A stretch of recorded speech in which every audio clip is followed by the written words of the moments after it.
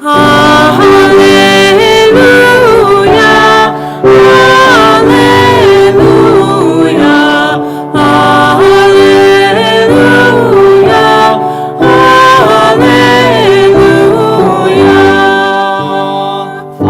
we praise you as Lord. All of the earth gives you worship, for your majesty fills the heavens, fills the earth.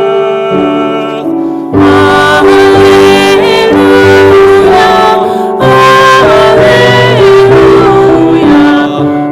alleluia,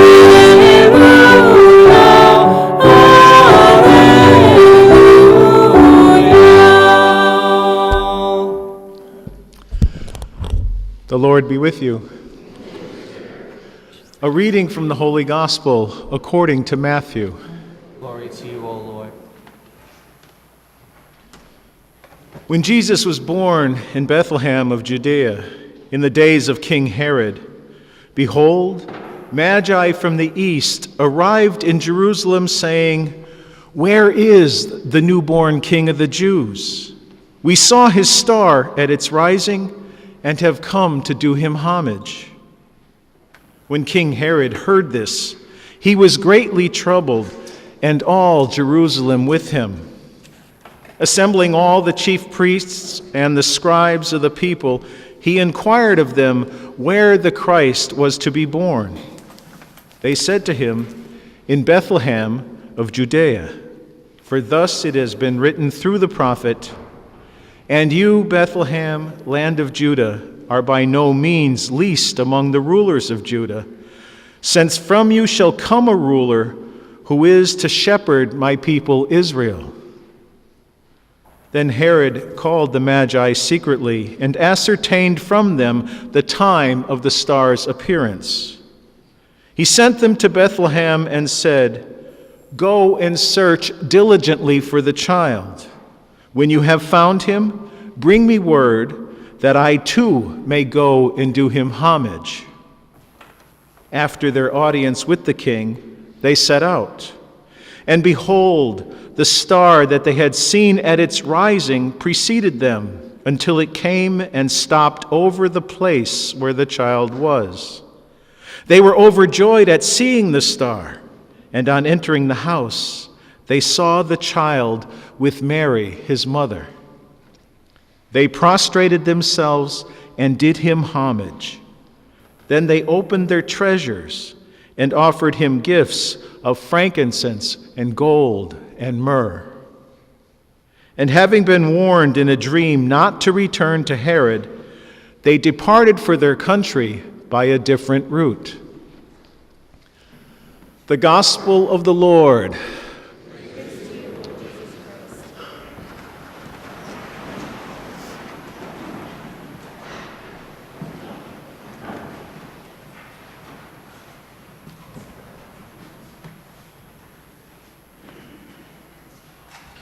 Good afternoon.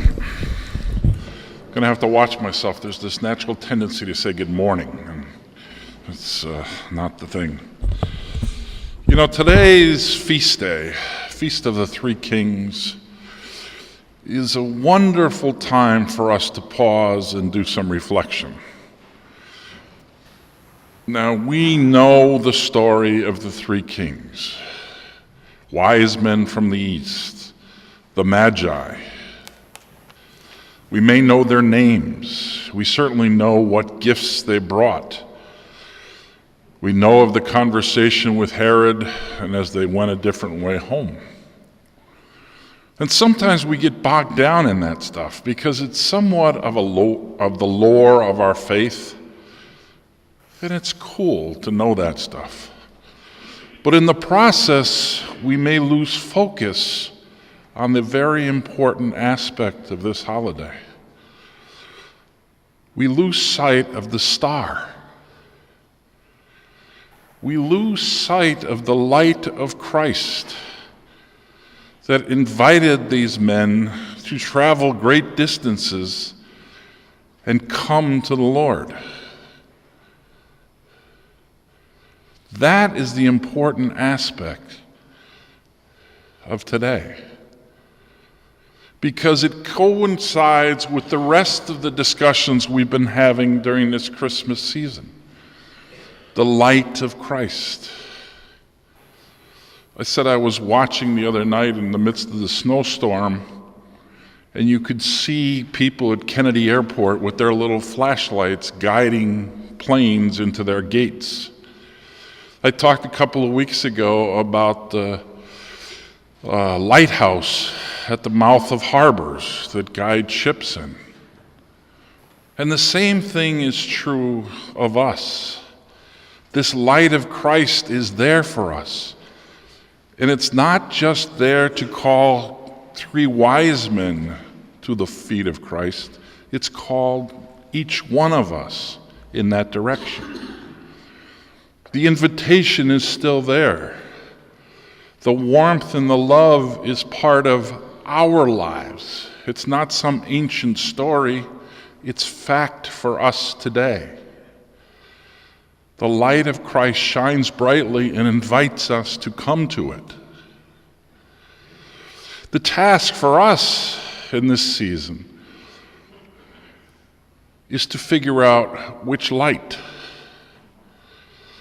I was talking this morning about all the lights in the church. Very symbolic. It's a great part of the season.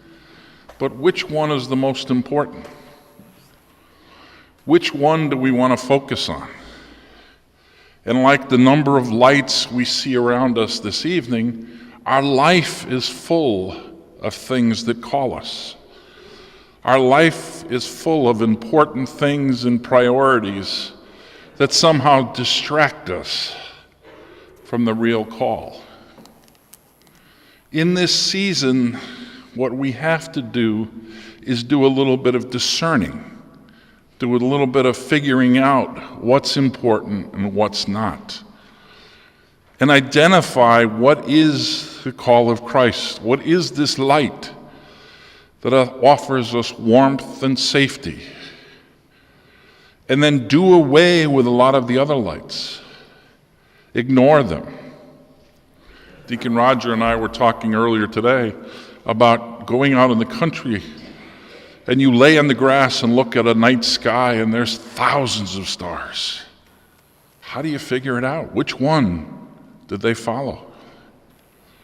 Well, in our lives, the same thing happens. There's thousands of distractions. Where do they fit in our priorities? Where do they fit in our lives? So this is the celebration today of that light, and a call for all of us to follow it. Our job is to figure out which one is it.